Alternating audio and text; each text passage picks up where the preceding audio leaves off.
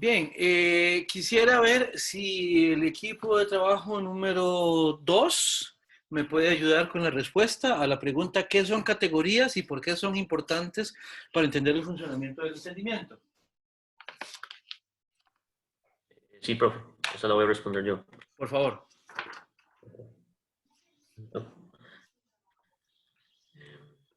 Ok.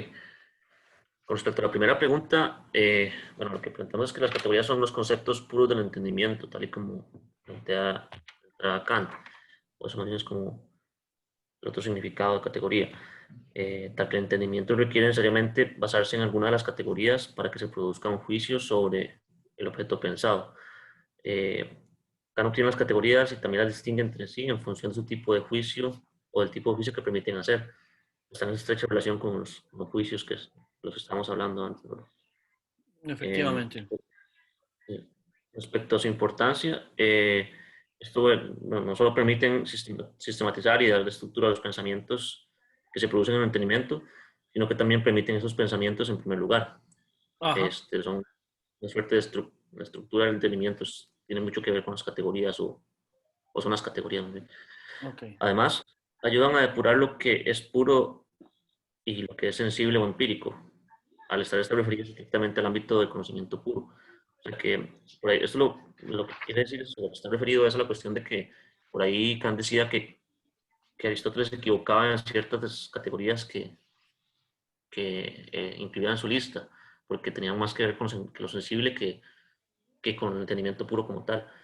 Entonces es como es un corolario a la cuestión, por así decirlo. Sí, claro, y ahí es donde vemos que Kant también se contradice con aquello de que no es necesitado dar un paso desde Aristóteles, primeramente porque ya nos está diciendo algo problemático de Aristóteles, y segundo porque no sé si es que Kant no lo sabía o si no lo está reconociendo, pero ya los medievales habían hecho ciertas observaciones a las categorías en Aristóteles, a ciertas listas en los tratados de lógica de Aristóteles, ya los medievales habían hecho ciertas observaciones. Y sí, vamos a ver, siguiendo con estos esquemas, habíamos visto el esquema de los juicios y aquí están la tabla de las categorías también. Sí, efectivamente, esa cita que Steven leyó, o a la que Steven hizo referencia, está en A119, que es precisamente que las categorías son conocimientos puros a priori que contienen la necesaria unidad de la síntesis pura de la imaginación con respecto a todos los fenómenos. Ahora sí, empecemos a ver algo. ¿Quién me dice que es síntesis? ¿Quién me dice que es síntesis? Aquí, como solo una persona en este momento tiene la cámara prendida, no pude ver cuando agacharon así la cabeza como para no contestar. Pero ¿quién me dice qué es síntesis? Vamos. Es una unión, ¿verdad?, entre dos tipos de, digamos, de conocimientos o dos tipos de, ¿cómo se diría?, de información, pongámoslo para, no sé si es la forma correcta, pero sí es lo opuesto al análisis, ¿verdad?, que se deduciría por sí mismo del contenido que ya está disponible, mientras que la síntesis siempre alude a que hay algo extra que tiene que llegar a completar el argumento propuesto, digamos, o lo que se necesita para completar eso, como una información completa. Efectivamente, síntesis y análisis son antónimos, ¿verdad? Efectivamente, síntesis tiene que ver con juntar, con unir, ¿ya? Ahora, vos mencionabas dos tipos de conocimiento y la cantidad aquí no es relevante. ¿Eh? Aquí lo que importa es la acción de unir, de conjuntar, de conjuntar. Si entendemos, por un lado, análisis como esa acción o como el resultado de la acción, de separar en partes, que eso es lo que uno hace, cuando hace análisis, uno lo que hace es desmenuzar, por así decirlo, un problema. Uno cuando analiza algo, lo que hace es que lo descompone para explicarlo en función de partes aisladas. Esto lo explica muy bien Descartes en las reglas del método. Cuando él menciona que es apropiado dividir los problemas en partes y empezar a explicarlos, a resolverlos por las partes más simples, obviamente las que son más fáciles, y después ir componiendo todo hacia las partes más difíciles o hacia lo más complejo que tiene que ver con la conjunción de todas esas partes simples. Y ciertamente síntesis es, para Kant, ahora sí, la capacidad que tenemos nosotros, o el efecto más bien de la capacidad que tenemos de hacer conjuntos, un conjunto, con, ahí ustedes pongan lo que quieran, ¿verdad? Pero generalmente cuando la síntesis tiene que ver con conocimiento, tiene que ver con conjuntar impresiones que ellas mismas son diversas en un único contenido de conocimiento. La síntesis, entonces, es esa capacidad que tenemos los seres humanos de generar contenidos de conocimiento que, siendo variados o conteniendo información que es muy variada, los componemos en un único agregado de conocimiento. Ahora, ¿qué es una categoría? Una categoría es precisamente algo que nos permite hacer esa síntesis. Cada una de las facultades va a tener una síntesis. La sensibilidad hace una síntesis. ¿Por qué? Porque la sensibilidad opera cuando, ya lo hemos dicho, sobre ella se generan un montón de impresiones. Esas impresiones, ella lo que hace es que por medio de sus formas, el tiempo y el espacio, o sea, el lugar, o sea, el dónde y el cuándo, lo que hace es que los conjunta y aporta desde ahí la materialidad del fenómeno. El entendimiento hace otra síntesis, que es que toma esa gran diversidad sensorial que es aportada por la sensibilidad y lo organiza, le da un orden y lo conjunta en contenidos de conocimiento. Yo les había dicho en algún momento que si nosotros no tuviéramos entendimiento, simplemente recibiríamos un montón de información de la que no sacaríamos nada en limpio. Ahora, siempre me llamó la atención. David, perdón, sí, una pregunta. Adelante. Las síntesis que hace el entendimiento no son de intuición, o sea, siempre sobre intuiciones. Entonces, lo que siempre se sintetiza serían intuiciones en contenidos o en representaciones, digamos, pero las síntesis que hace el entendimiento no serían de carácter, no son de carácter empírico, o sí, ¿verdad? No es el mismo tipo de síntesis que la que hace la sensibilidad. No, pero de nuevo, Orlando, de nuevo me estás metiendo ahí la zancadilla que me estás diciendo que si el entendimiento hace una síntesis de carácter empírico, como lo hace la sensibilidad y el entendimiento producen contenidos de carácter empírico. Lo que ahí, la diferencia es, la síntesis que hace la sensibilidad la hace sobre contenidos de carácter sensorial en ese sentido. ¿Ya? De sensaciones. Y el entendimiento lo que hace es que hace una síntesis, pero es de índole ya completamente abstracta, ya no es sobre lo que opera sobre la sensibilidad, sino más bien sobre el orden en el cual, lo podemos ver así, como vos decías, lo de la ola que va en sentido contrario, el entendimiento viene y lo que hace es que ordena activamente todos esos datos sensibles. Eso era lo que quería quedar claro, o sea, como en términos terminológicos, ¿qué sintetiza el entendimiento? O sea, como para que me quede claro, o sea, si es un tipo de intuición o un tipo de contenido o un tipo de dato que ya no es el dato que obviamente tenía la sensibilidad, pero... Sí, vamos a ver, es muy interesante cuando lo veamos también a propósito de la pregunta de la imaginación, que creo que es la pregunta 5, no me acuerdo muy bien. El punto es, la sensibilidad opera con sensaciones y el entendimiento con conceptos. Entonces, cuando yo les decía que podíamos hablar de la mente como una gaveta o como gavetas, en ese sentido podemos hablar del entendimiento como una colección de 12 gavetas, que ustedes las están viendo aquí en la pantalla. Cada una de las categorías sería una gaveta. Entonces, una manera de entender es que sí, que efectivamente Voy a hacer un par de metáforas, espero no complicar más bien este asunto. Digamos, ustedes han visto lo que es un troquel. O mejor, más bien, más que un troquel, un compactador. Es más, ya pensé, la película Wall-E. ¿Se acuerdan que Wall-E va y toma un montón de basura, se la mete en el compartimento que tiene y hace cubitos de basura? ¿Verdad? Bueno, Sí. podríamos decir que el entendimiento opera de esa manera. El entendimiento toma las categorías, ya sea de unidad, pluralidad o totalidad, y toma lo que le da la sensación y hace el bodoquito. ¿Cómo hace el bodoquito? El molde del bodoquito serían las categorías. ¿Qué quiere decir esto? Que lo que viene de la sensación pasa por el entendimiento y termina hecho experiencia. Como contenido, o sea, la materia, ¿ya? Es todo lo que aportó la sensación. Y la forma, o sea, la configuración de esa sensación captada por la sensibilidad, la configuración mediante la cual nosotros lo entendemos, lo podemos pensar, eso lo aporta el entendimiento. ¿Ya? O sea, eso es lo que haría el entendimiento, darle esa forma.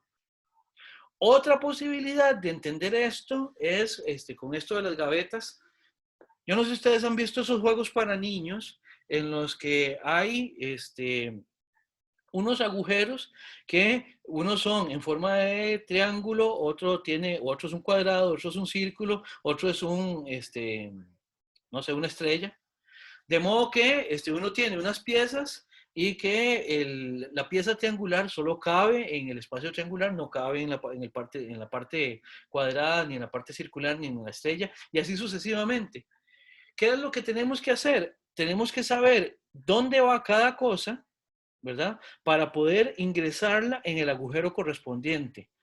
Digamos que las piezas es lo que viene de o el material de las piezas, de alguna manera, es lo que nos da la sensibilidad. El entendimiento lo que hace es que le da la figura, la configuración a la pieza para que pueda pasar por alguno de los agujeros. Y el hecho de que ya lo guardemos en el agujero que le corresponde, eso es la experiencia. No sé si con esto queda un poquito más claro. ¿Qué es lo que sintetiza el entendimiento? Lo que materialmente le da la sensación, la sensibilidad. Lo que materialmente le da la sensibilidad, que es la sensación. Y esto nos mete ciertas dificultades y Kant lo vio. Kant lo vio. Porque el asunto es, Kant lo deja muy claro al inicio de esta parte ya de la doctrina trascendental de los elementos. Él, al puro inicio de esto, decía aquello de que las dos facultades tienen una operación que les es única y que no pueden intercambiar. O sea, los sentidos no piensan y los conceptos no sienten, ¿verdad? Entonces, una pregunta que uno le podría decir a Kant y que el mismo Kant, insisto, se lo preguntó porque lo intentó resolver, podríamos ver si bien o mal, es cómo algo que es producto de la sensibilidad, o sea, que opera mediante los sentidos, puede comunicarse con algo que opera a partir de conceptos abstractos, o sea, que no tiene nada que ver con lo concreto. O sea, ¿cómo podemos unir una facultad que tiene que ver con el pensar con otra? ¿Cómo podemos hacer un puente entre esta facultad de pensar, que es el entendimiento que estamos viendo hoy, con el contenido de la facultad de la sensibilidad, que lo que hace es que siente? ¿Cómo hacemos? ¿Cómo hacemos para traducir una cosa en la otra? Eso es como vamos a ver, por decir un ejemplo así, bastante livianito. Esto es como cuando en la metafísica, en la metafísica esta de los anuncios que uno encuentra en postes ahí, quiere saber de metafísica, y son cosas así todas raras, quiromancia y cosas así por el estilo, como cuando en esa metafísica de pipiripá, ¿ya? Se habla de cosas como los viajes astrales, ¿verdad? Es hilarante. Es hilarante ver cómo a uno le hacen toda una teoría de cómo hay algo espiritual, un componente espiritual que se separa de la materialidad del cuerpo, ¿verdad? Y cómo eso que es espiritual, que no es material, ¿verdad? Se separan e incluso dicen, hay gente que puede ver su propio cuerpo, ya desde ahí donde está flotando, y se van y se dan un paseo y después vuelven y vuelven a ingresar al cuerpo, ¿verdad? El problema es que lo que nunca resuelven, lo que nunca explican, es cómo lo que supuestamente es espiritual, que si no es material, entonces no puede tener algo como ubicación, y si no tiene ubicación, entonces tampoco puede trasladarse, ¿verdad? Entonces, nunca mencionan, nunca explican cómo es que hay una interacción entre un principio espiritual y un principio material. Ahora, no nos vayamos tan lejos, ¿ya? Eso no solo pasa en la metafísica de Pipiripá, eso también pasa en Descartes, de alguna manera. O al rato es que toda la metafísica es de Pipiripá, pero eso es otro problema, ¿verdad? Ahora, en Kant, el gran problema que tenemos en este momento es tener que explicar cómo una facultad que opera mediante conceptos puede recibir información que viene de otra facultad que opera mediante sensibilidad, mediante sensaciones. ¿Cómo hago yo para traducir sensaciones en pensamiento? O, mejor dicho, ¿cómo hago yo para procesar por medio de reglas del pensar aquello que viene por medio de operaciones del sentir? Eso Kant lo tiene que explicar en algún momento, lo intenta explicar, ya les dije, vamos a ver qué tan bien.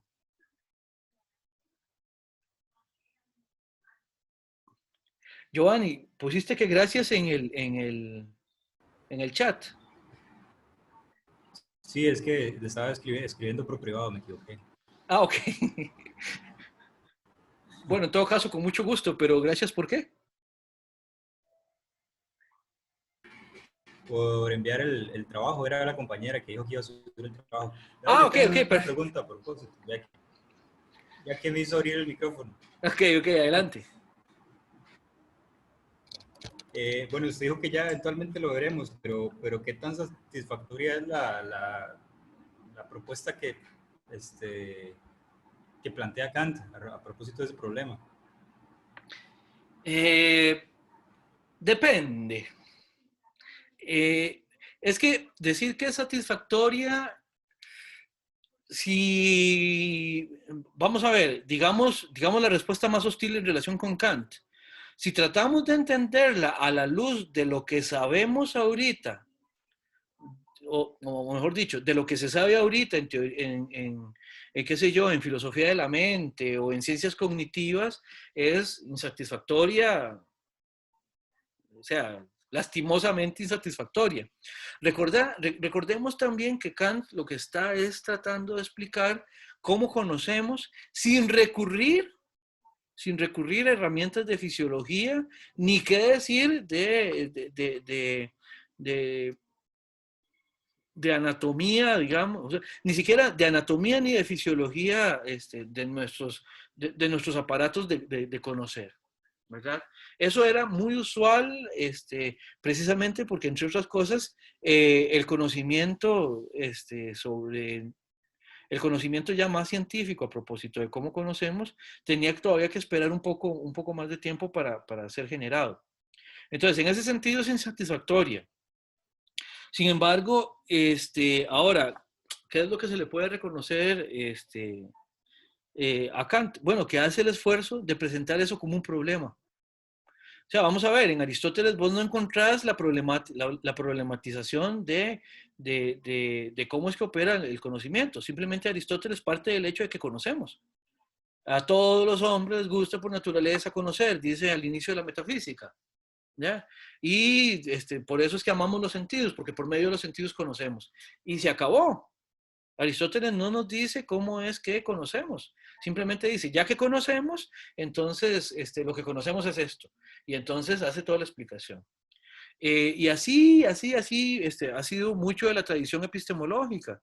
Así como muchas veces a partir de supuestos. Y así ha operado mucho el conocimiento a lo largo de la historia.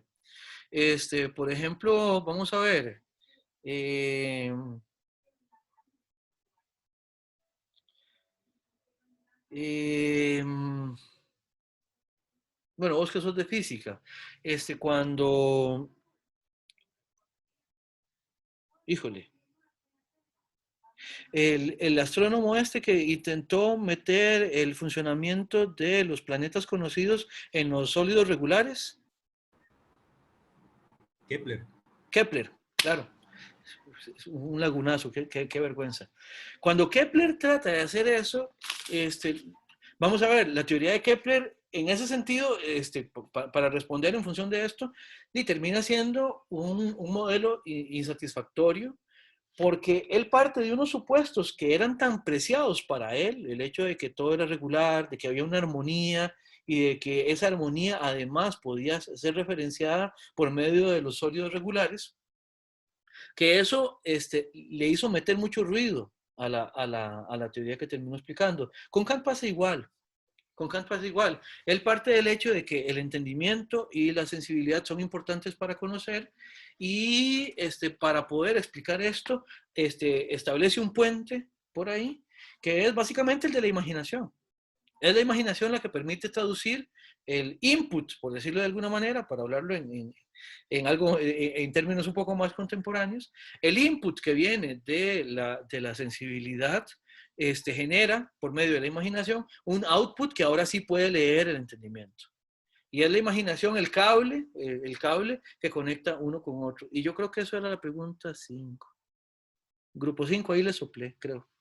Pero el punto es, en ese sentido, sí, no sería satisfactorio si la leemos con categorías modernas, contemporáneas, Giovanni. Ok, gracias. Perfecto, con mucho gusto. Otra más. Ajá. Otra pregunta. Sí, adelante. Yo siento o más bien, me da la impresión a mí de que justamente señalando esta independencia entre a lo que se refiere el entendimiento y a lo que se refiere la sensibilidad, se está afirmando algo sobre un objeto que no son esas facultades en sí. Porque, digamos, para explicarlo un poco mejor, sin recurrir a Kant, cuando se afirmaban, hablamos en pasado, cuando se afirmaban cosas, cuando decíamos que podíamos afirmar cosas sobre los objetos, ya se hacía esta distinción entre lo material y la mente, digamos. Uh-huh. Entonces, ahora, intentando eliminarnos la traba de que estamos pensando en objetos, bien pensando en nosotros, igualmente surge esta distinción que entiendo yo, que por ahí va la pregunta, se refiere en última instancia a los objetos y no a las facultades en sí. No sé si me voy a entender. Sí. Lo enredé mucho. Vamos a ver, yo lo que te diré al respecto de esto es que el gran mérito de Kant, bueno, si querés ver, o mejor dicho, lo que está tratando de aportar Kant, decir que es un mérito es un juicio de valor, ahí derrapé. Pero digamos, lo que está proponiendo Kant es que el problema anteriormente era que esa distinción entre la parte material de lo que conocemos y lo que nosotros aportamos, ¿verdad? Esa distinción traía ciertos problemas. ¿Por qué? Porque en última instancia nosotros no estamos seguros, no podemos garantizar que estemos agotando lo que las cosas son en sí. Por eso es que es importante incluso hablar de que la parte material de lo que conocemos es precisamente aportada también por nuestras maneras de conocer.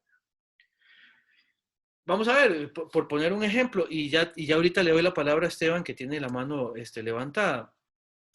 Por poner un ejemplo, es evidente que seres distintos o seres con distintos aparatos de conocimiento conocen de manera distinta.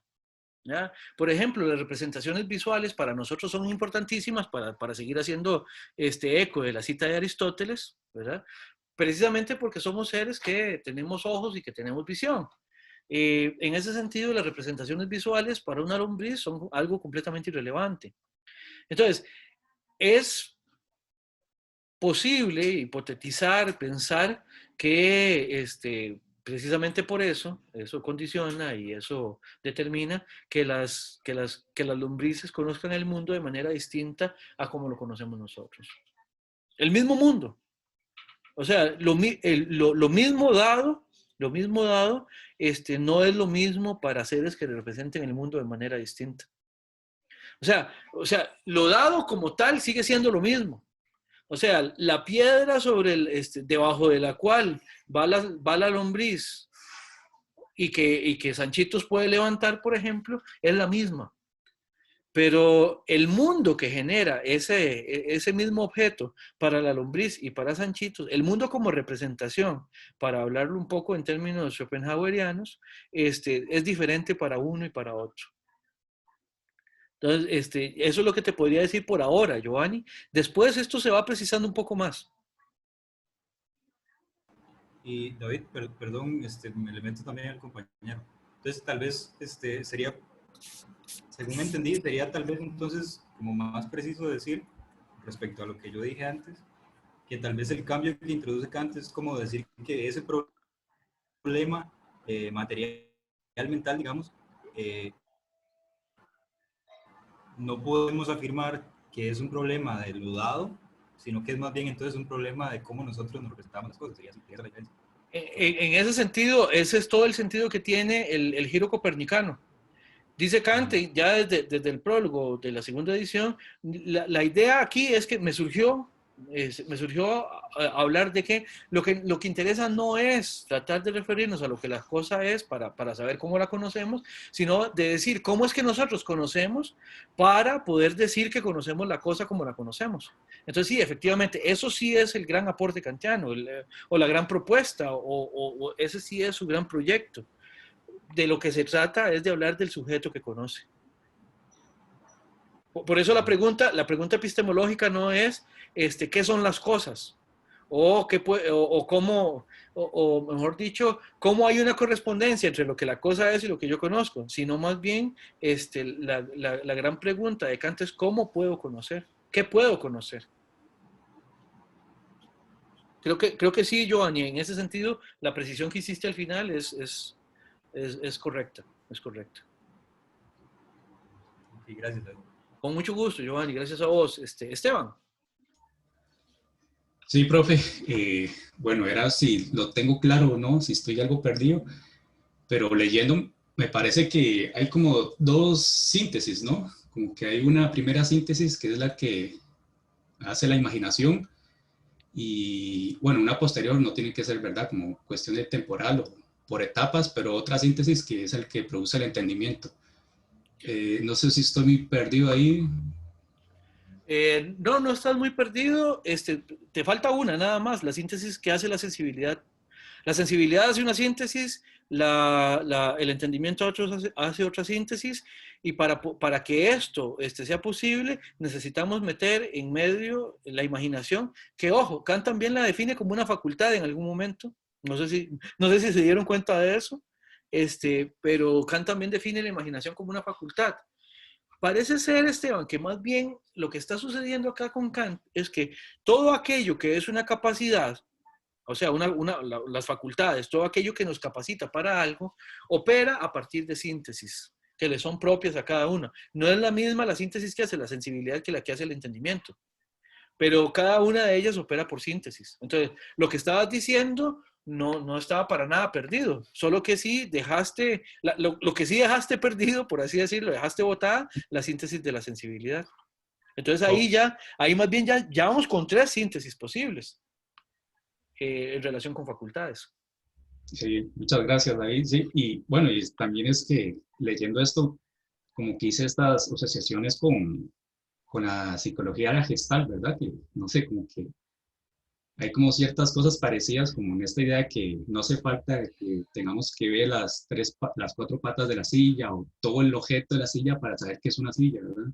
La, O sea, Gestalt, la Gestalt y todo lo que es el constructivismo y muchas otras ramas, digamos, tienen influencias kantianas, incluso reconocidas. Ok.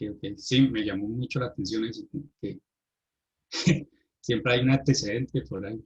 Ah, sí, ¿no? Y por eso yo creo que también es importante pasar por estos autores, porque después hay todo un despliegue, digamos, de influencia que es impresionante. Ahora, vean algo, yo no sé si ustedes pararon mientes en esto, ¿verdad?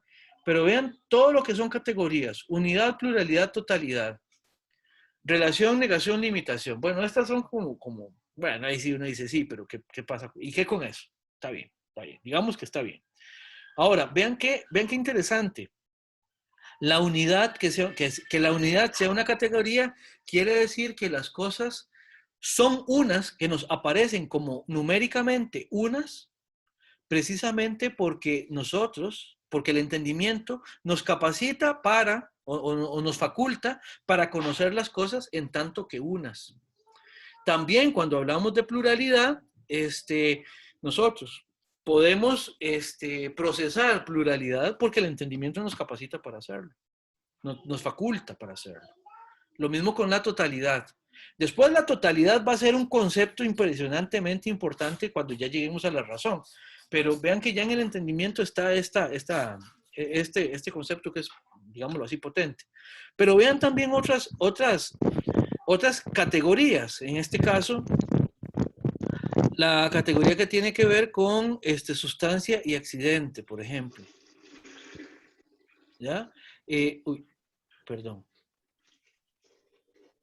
Permítame nada más para ver acá. Listo. La causalidad es una categoría. Aquí lo que Kant está diciendo es que desde el punto de vista de lo que conocemos, la causalidad no está afuera en las cosas.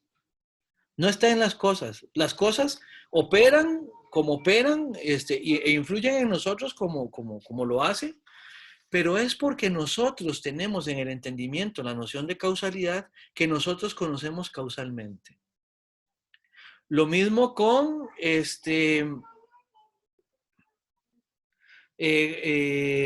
con la sustancia y accidente, la noción de comunidad. Y vean por aquí, vean esta, la de realidad.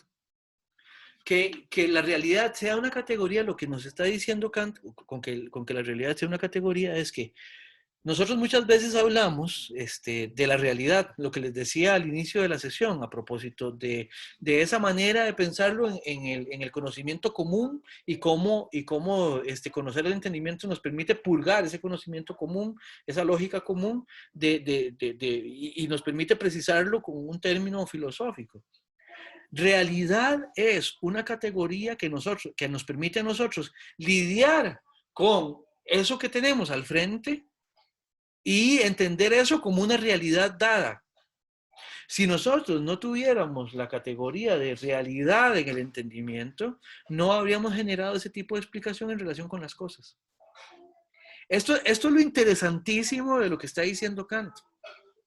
Estamos fijándonos en nuestra cabeza para ver de alguna manera cómo es que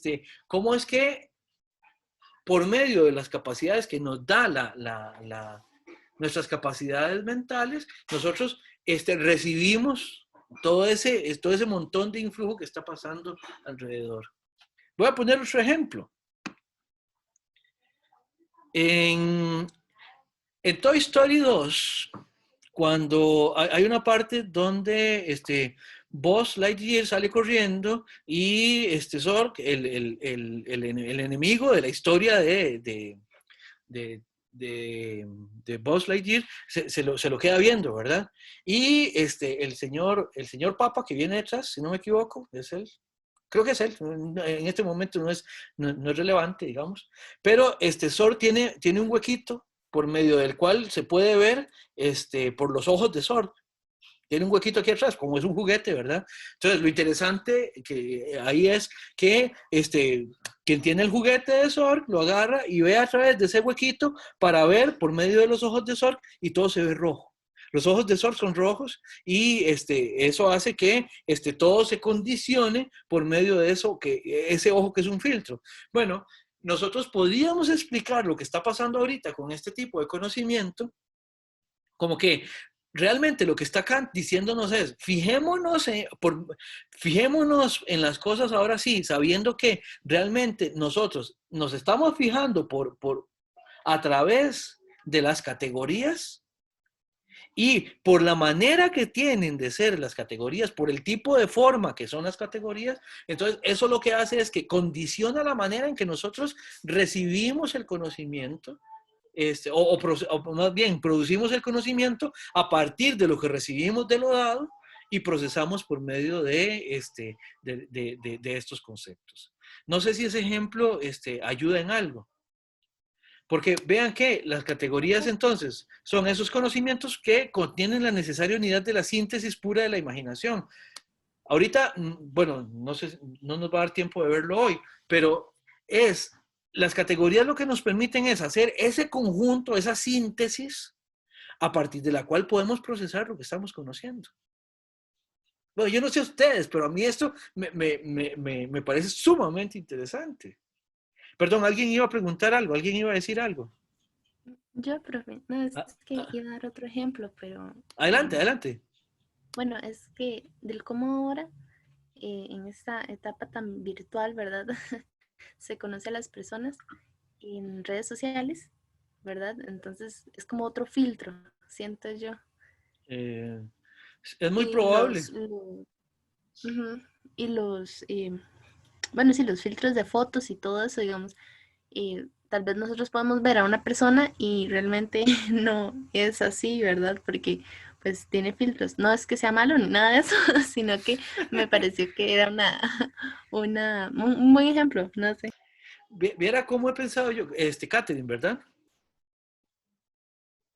Sí, profe. Viera, Catherine, cómo he pensado yo, bueno, además de la falta que me hace ver gente cara a cara, o sea, eso es, bueno, quienes ya habían llevado cursos presenciales conmigo, saben que yo realmente, si me desempeño bien en algún entorno, sí lo hago, ¿verdad? Es en un aula. Ya, o sea, si algo se podía aprovechar de un curso con Sanchitos era en un aula especialmente, ¿verdad? Pero el punto es que viera cómo he pensado yo el día que, no sé, bueno, por ejemplo, a usted yo no la conozco cara a cara. Y no sé, de repente, en algún momento, nos vamos a topar y usted va a decir, ay, pero si usted es el profe de Kant, del curso de Kant, y yo le voy a decir, sí, sí, yo lo llevé con usted, estábamos en... ¿Por qué? Porque es más que probable que yo a usted no la reconozca. De hecho, Y perdón. es más que probable que cuando usted me vea, o sea, ya la decepción de verme por medio de esta cámara debe ser grande, y cuando usted me vea cara a cara, la decepción va a ser completa, o sea, es completamente otra experiencia, es distinto. Los filtros por eso es que importan, las facultades por eso es que aportan. Perdón, la interrumpí de nuevo. No, que digamos, de hecho, yo ya había llevado un curso con usted antes, solo que igual virtual. Y Imagínese. ya ahí, digamos, no, ni me conoció. Ahora imagínense en persona. Claro, claro, es que así cuesta más. Ve, los filtros importan, los filtros son importantes. Y Kant se dio cuenta de eso. Y Kant lo teorizó en un librillo ahí que se llama La crítica de la razón pura. Ya, para que ustedes vean. Eso también, de alguna manera, también, también aporta como respuesta a la pregunta que decía Giovanni anteriormente. O sea, sí, qué es lo que está haciendo, y lo podemos decir así, cuál es el mérito de la propuesta epistemológica kantiana. Bien, creo que nos da tiempo como para ver una respuesta más, como para poder empezar esa parte. Tenemos como 6 minutitos, disculpen, pero sí quisiera ver eso. Vamos a ver. Sí, grupo 5, ya además ya algo había introducido yo. Grupo 5, ¿por qué es importante la imaginación en relación con la sensibilidad y el entendimiento?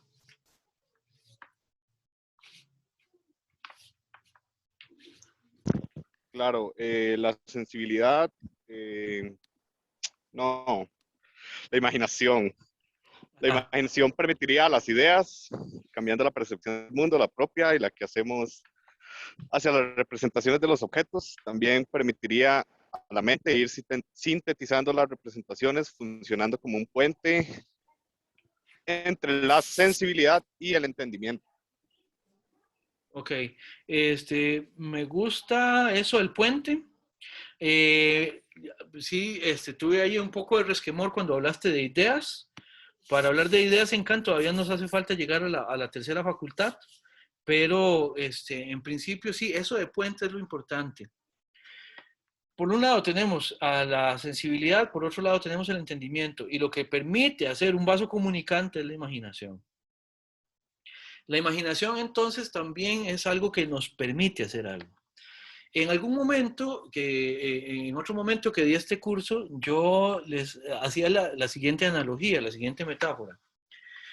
Ustedes saben que las enzimas en el cuerpo lo que hacen es que permiten procesar ciertas cosas para que, habiendo llegado a cierto punto, estoy pensando, por ejemplo, por ejemplo, en la digestión, nosotros necesitamos de ciertas, procesar, por ejemplo, las grasas hay que descomponerlas para convertirlas en energía. O sea, no es que la grasa llega al músculo tal cual, digamos.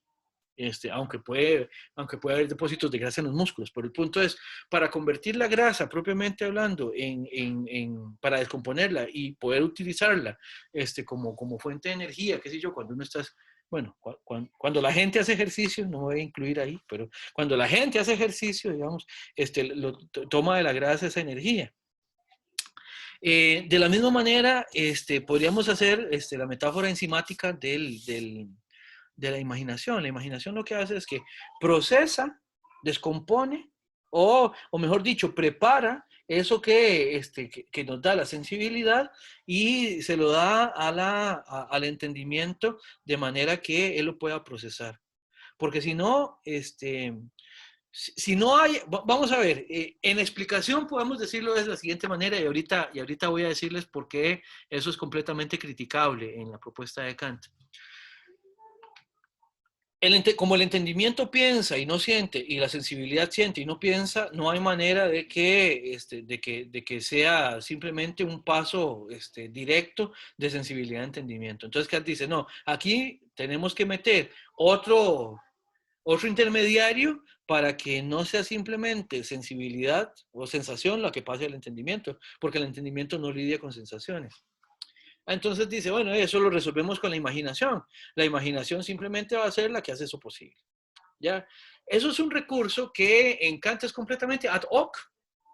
¿Ya? No, Kant realmente no explica de dónde sale la imaginación. O sea, está explicando dos facultades que son importantes, ojo, la sensibilidad y el entendimiento. ¿Ya? Que además son importantes por toda la tradición que nosotros tenemos en la filosofía occidental, etcétera, etcétera. Pero para explicar cómo es que operan, cómo es que operan entre sí, pues no puede hacerlo solo con las facultades. Entonces dice, bueno, recurramos a la imaginación. ¿Pero por qué la imaginación? Nunca lo explica, nunca. Simplemente dice, y aquí es donde aparece la imaginación, y aparece la imaginación y hace su operación y vámonos. Y ese es el problema histórico de las terceras sustancias, ¿verdad? Desde la época medieval, ¿verdad? Cuando tenían que generar el puente entre creación, ex nihilo, crear las sustancias emanadoras, todas estas cuestiones. Ese es el problema que Aristóteles le señala a Platón, el problema del tercer hombre. De que cuando Platón habla de que hay una idea de hombre y hay hombres corruptibles, se genera un problema de cómo es que se correlaciona uno con otro. Si participativamente, cómo es que uno es causa del otro. Bueno, y Aristóteles lo que dice es que entonces, además, vamos a generar el problema de que entre uno y otro está la relación entre ellos. Entonces, necesito además de la idea de hombre y, o sea, y de los hombres en particular, además necesito la idea de la relación entre la idea y el particular, y se multiplican los entes. Y en este caso, Kant lo que dice es, sí, bueno, no puedo explicar el entendimiento como procesando directamente lo que viene de la imaginación, de la sensibilidad. Muy bien, entonces llamemos a la imaginación. Y ya. ¿Por qué? Porque el problema es que si decimos, ¿y cómo podemos explicar la imaginación? Muy probablemente vamos a tener que recurrir a otro principio explicativo anterior a la imaginación y entonces esto se puede hacer infinito, ¿verdad? Ese sí es un problema también Bueno, ese es otro de los problemas que tiene la propuesta kantiana, que no da ninguna explicación a propósito de eso. Adelante. No, quería preguntarle que, en su opinión, ¿quién se acerca más a resolver ese problema de forma satisfactoria o a dar una solución Eh, decente, digamos?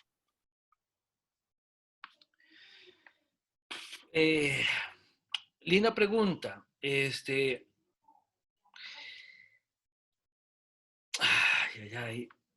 Yo creo que siempre lo más contemporáneo, para responder a esa pregunta, lo que le voy a decir es, tendríamos que irnos a investigaciones más contemporáneas sobre filosofía de la mente, sobre, o es más, más que sobre filosofía de la mente, sobre ciencias cognitivas.